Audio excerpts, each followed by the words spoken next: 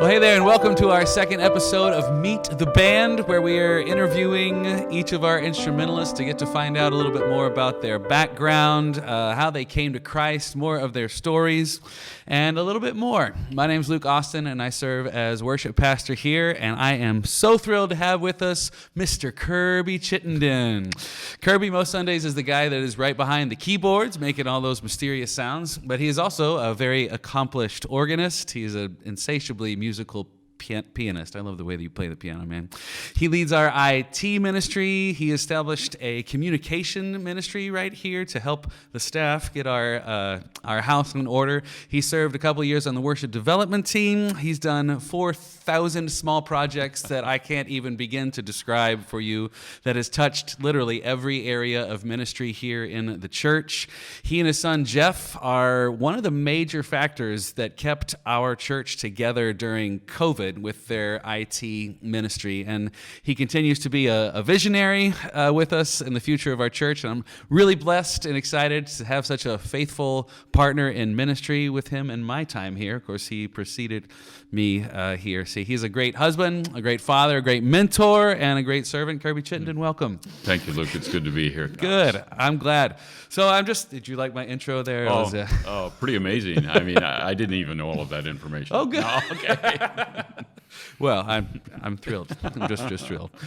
So I'm gonna do a couple of rapid fire questions, Okay. just so our group here can get to know who you are, just in some detail, and then we'll talk a little bit later about just some deeper things in your involvement in the worship ministry, more specifically. So, all right. First, where were you born, and exactly how long ago? I'm just kidding. I may remain elusive on the exact date. The place was Grand Haven, Michigan, actually. Grand Haven, okay. Yeah, I know that the year I was born, the annual average income was about $4,000. Oh, my goodness. And the price of a gallon of gasoline was only 22 cents. So you figure it out from yeah. there. Well, I'll do the backwards math there in my head. 19, maybe 18. No. Can you tell us a little bit about your parents and your family background? Well, I was adopted when I was 3 weeks old. Oh, wow. Born in Grand Haven, and the local judge called my parents, actually on April Fool's Day, and told them he had a baby boy that was in need of a family. And my dad wasn't exactly sure if he should believe him on April 1st, but, hey, next thing I knew, I was living in Spring Lake and a part of a large clan of Chittendens. Wow. So that's pretty exciting. That is an amazing thing. Where'd you go to college, and what kind of degrees do you have, or degree? Spent a lot of time at Grand Valley State University. Grand Valley State? Yes. Just down the road. Yes, not far from here. And I got my first degree in behavioral science, and then in group social studies as I started to lean towards education, and then eventually obtained a master's degree in education. All right. So you have three different degrees. You did spend quite a bit. Like that. Yes, a lot of time there. Oh, we're there. So you've had a very fascinating career history in your life. Tell us a little bit about some of those past ventures, and then this trailblazing current venture that you are on. Well, like I mentioned, I started playing the organ when I was, I think, 12 years old, and eventually became a member of the staff at what is now All Shores Wesleyan Church. Okay. I think that was probably my first full-time job. And then I migrated into the world of education.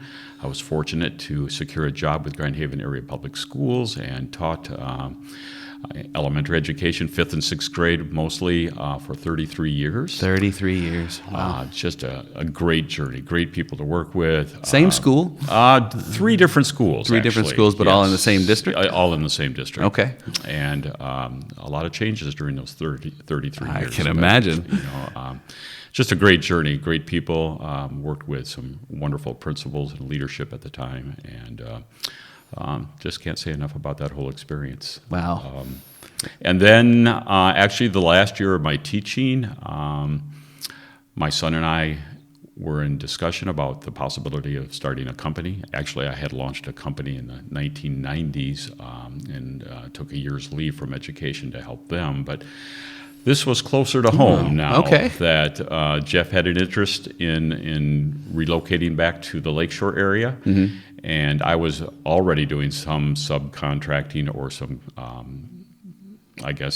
consulting work at the time, and Jeff was doing the same. So I suggested we just put it together. And so that last year, we sort of had a soft start with Dunewood Technology Solutions. And it gave me an exit plan, I guess, of education. I needed to have something. I'm not one who's just going to sit still for very long anyway. Sure. So, Dunewood Technology Solutions was born, and it's been a great 3 years for us. I was about to say, has it already been 3 years? It that you has, guys? yes. How has COVID impacted this IT business? The technology and the need for technology during COVID, during the pandemic, was and continues to be extremely great. Individually, but also in the companies that we partnered with, a lot of them saw a need to improve their infrastructure. And so we had a number of projects for a number of business partners in regard to infrastructure and IT during COVID. So I guess in a sense we were in the right place, maybe at the wrong time, but we've been blessed with good business, and it's been wonderful. I enjoy it. Well, good. I'm glad. Again, like you said, you kept the church together when we were you. all locked down. I'm so very, very grateful for that. Tell us about your immediate family. You're married and you have children. What are Susan and Jeff and Shelby doing with their lives? Susan is retired from teaching. She taught for 30 years with Muskegon Public Schools, and she's currently working with a handicapped adult, but also doing some tutoring with 2 or 3 students at this time. Jeff is working with me, of course, and he's 31 years old now, and Shelby is 29 years old. Shelby is our daughter. Sweetest little girl on the planet. Just love her. And she's gainfully employed. If you haven't met Shelby, you're missing out. She's the greatest. Thank you. So how did y'all land at Forest Park?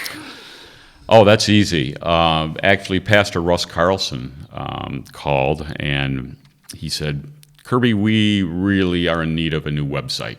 And I had been doing some consulting and some work on the side as a teacher. And so we got together, and all of a sudden it happened. And through my research, I discovered that this was a pretty cool place. Yeah.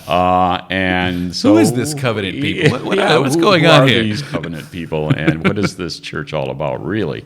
Yeah. And so we were drawn in. We really enjoyed seeing what the church was doing. I think one of the first Sundays we were here, there were representatives, residents from the Mary and Joseph House. Yes. And having a daughter who is developmentally disabled, their testimony and their singing just spoke intensely to me that Sunday. And I think that's what did it. That's awesome. We've been here for a long time. Yeah. Do you know how long you've been here?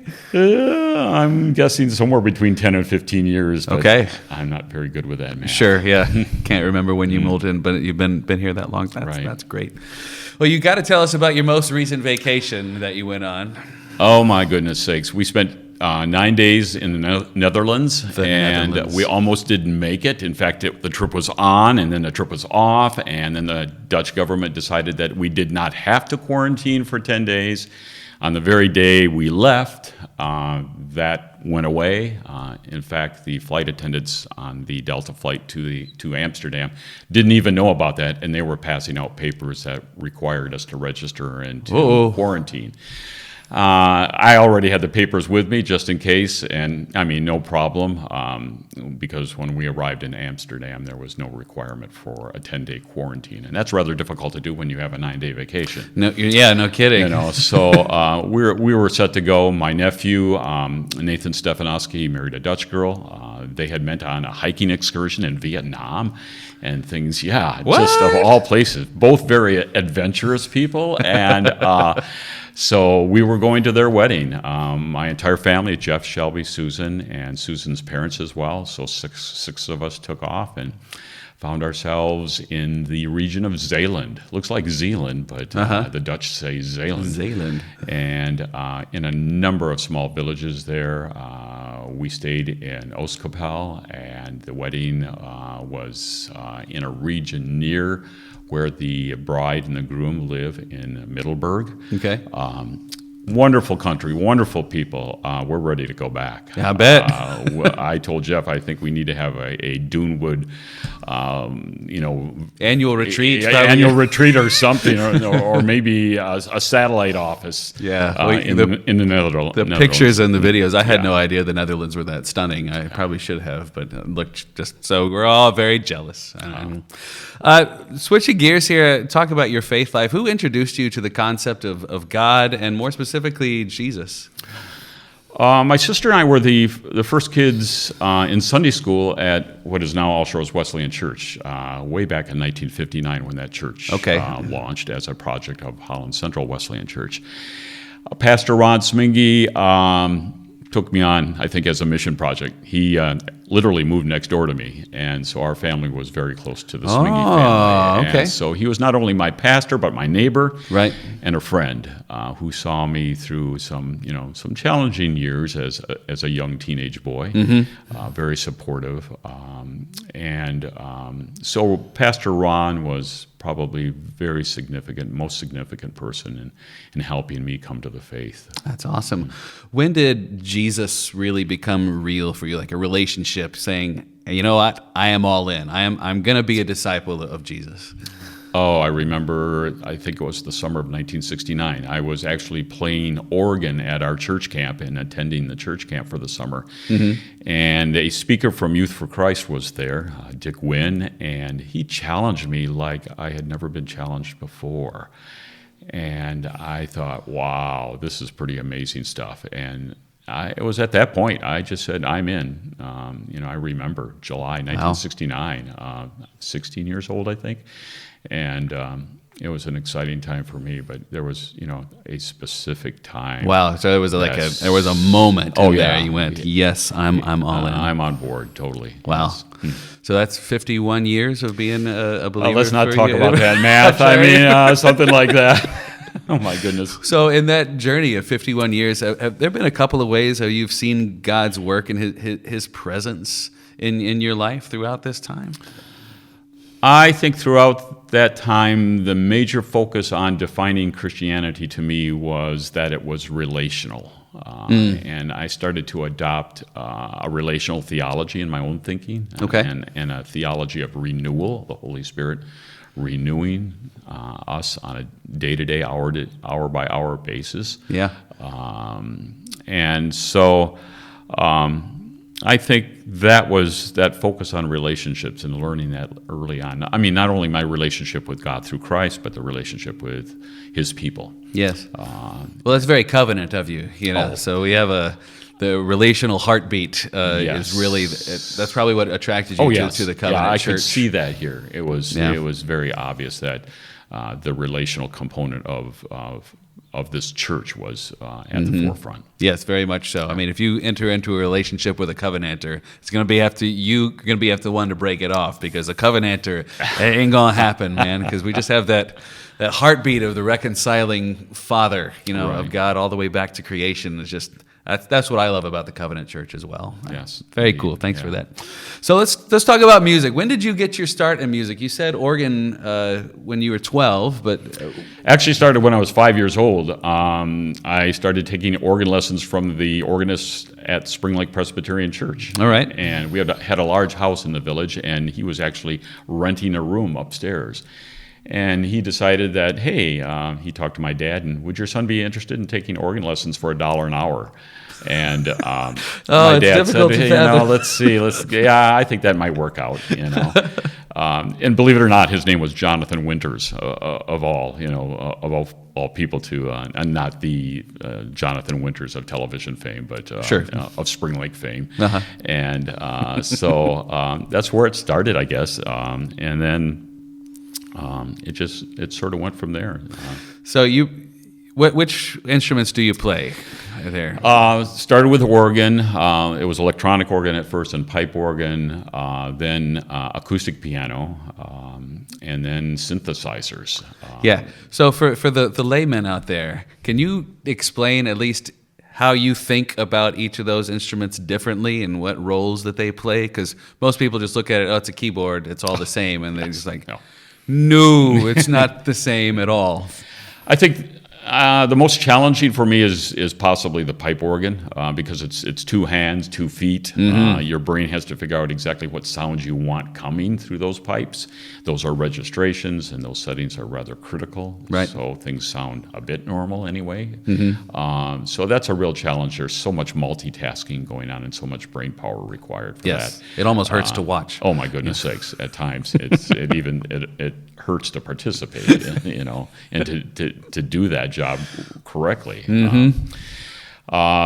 The acoustic piano, I migrated from organ to the acoustic piano, and it was really different because all of a sudden you have sustain, you have arpeggios, you have things like that you hammers instead of pipes, right? Exactly. And then when the my involvement with computers came after high school and early college, I was really interested in things like the Moog synthesizer and the various sounds. Switched on Bach was an album that changed my life. Ooh, it was all right. Fantastic. And so, I have a couple synthesizers, and those are the keyboards that I primarily play.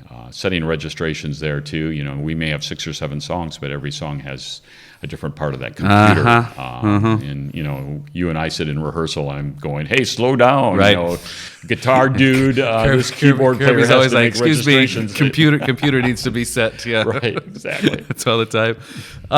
So you started playing organ at 12. When did you start playing in big church?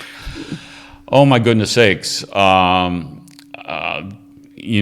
Define big church. You mean like leading in corporate worship? Oh, okay. I think when I was 17, I started a youth choir, and that choir evolved into 80 singers, and we traveled throughout Michigan and the Midwest some, and so we were a bit ahead of the game. We actually eventually incorporated live instrumentation, what we would call a praise band today. Those terms were not used at that time. Sure. And we were leading people in worship. And we're talking, this is probably the late 70s or early 80s. Right. Contemporary Christian music was just a new form of music at that time. Right. So I think it was, probably, the 70s and 80s. I was really involved in that a lot. Very cool. Leading people in worship. All right. So late teens, early 20s was kind of when you were getting into the leadership role. Switching back to being an instrumentalist, what goes on in your head and in your heart whenever you're actually making music, whenever you're actually playing an instrument? My behavioral science background would probably define it as a state of flow, where you're immersed in something so intensely that everything else does not exist, I think. There have been many times like that, and I love that because, especially in this day and age when distractions are so prevalent, to be able to be immersed in something, and that immersion allows you to be so effortless in what you do. That's pretty amazing, and I think that sort of defines what worship is. It's not something that's contrived on our part. It happens as a part of our being and as a part of our immersion into that relationship with Christ. Oh, that's a really great way of explaining that. How that we are immersed just like an instrumentalist. Yes. Is so focused on making great music. So I know that playing instruments and being involved in several different worship ensembles and leadership roles over the years has given both joys and headaches for you. It has for me, anyway. Yes. I don't know, but I don't know. Could you reflect a little bit on what's been a headache, and then follow that up with what currently gives you the most joy in the leadership role you have here in making music? I'm not one that likes to categorize music into like contemporary music or traditional music. Okay. There are great songs, worship songs that are hundreds of years old. Yes. There are some pretty bad worship songs that are hundreds of years old. And that's the same in regard to music of the 60s, 70s, 80s, 90s, and currently. I mean, there are some great songs that you've introduced that are literally several months old. And once I get to know those and what I do in the musical aspect of it becomes effortless, they have great meaning for me. I do like the familiarity of tunes, Sure. Whether that's a hymn or something more current. So that I think that helps me to worship more than anything. Sure. So, I sight read well, but if I really know the song and can provide some improvisation every time I play it, yeah, I'm in that zone. I like that. It's always more fun when you know the song, right? Absolutely, Yeah. yes. And it's usually very rare that we get bored of the good ones. Oh, Yeah. indeed. Yeah. Yes, for sure. What do Sunday mornings and our worship gatherings mean to you? What's going on whenever we worship together on a Sunday in your head? I like active participation on the part of a congregation.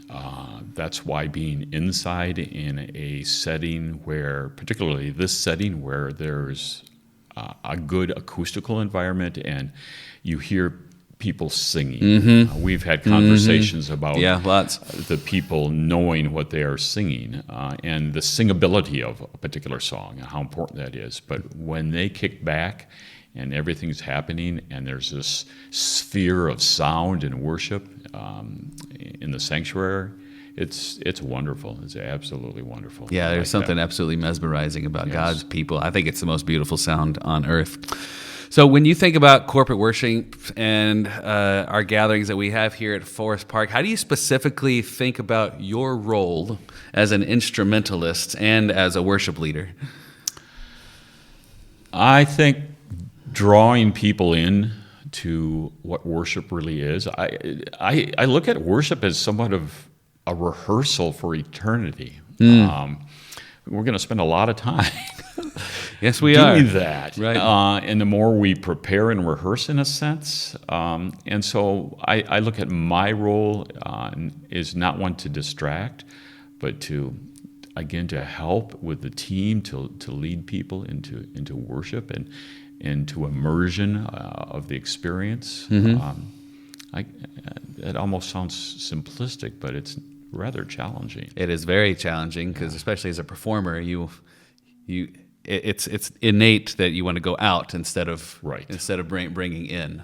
And I like what you touched on there of it feels like heaven.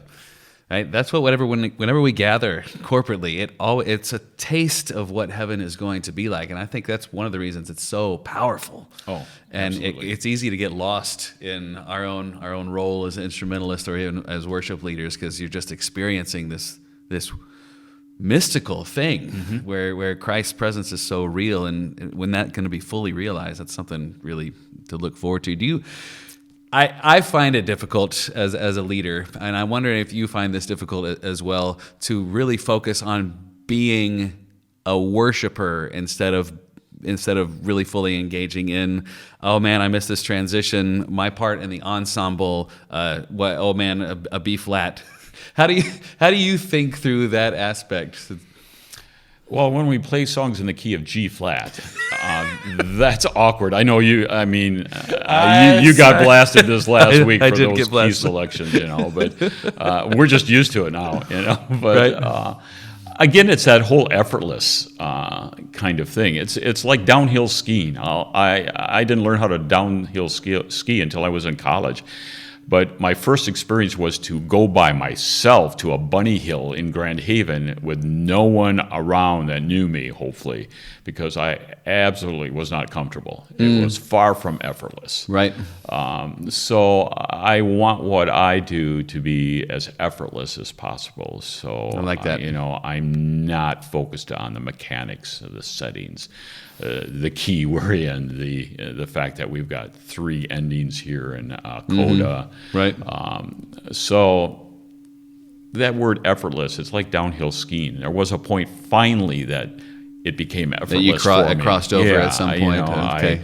I got off the chairlift without killing myself. Sure. And I got down the hill without Sure. without dying. Do you remember where in your musical career, in your worship leading, that kind of, or did it just kind of all of a sudden, oh yeah, I can worship now and play?